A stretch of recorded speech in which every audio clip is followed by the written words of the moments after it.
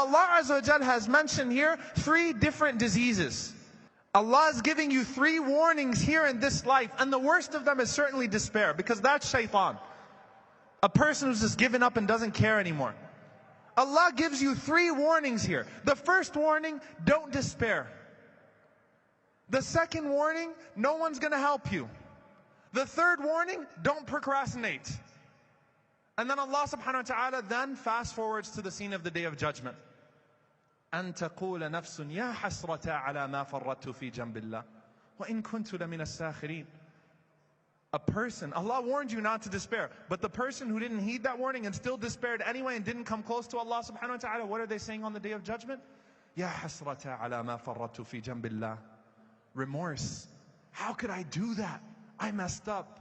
I know I messed up. وَإِن كُنتُ لَمِنَ السَّاخِرِينَ. I remember the sins that I used to commit. I remember being amongst those who used to mock. I remember that. I'm not denying anything. He's despairing on the Day of Judgment too. His attitude hasn't changed. It's just compounded on the Day of Judgment. An attitude of despair. An attitude of, I know I'm messing up, but I'm not doing anything about it because I can't get any better.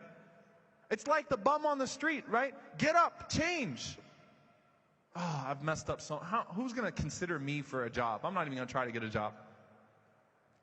I've messed up too much. And on the Day of Judgment, that person is still despairing. Remorse. Nadam is good. Regret is good when it turns you to Allah subhanahu wa ta'ala. Remorse is bad when it turns you away from Allah subhanahu wa ta'ala.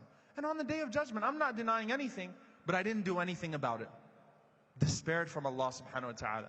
Every time I thought about getting better, shaitan came to me and reminded me about how messed up of a person I am. So a person comes and says, and I'm serious, I hear this all the time, right?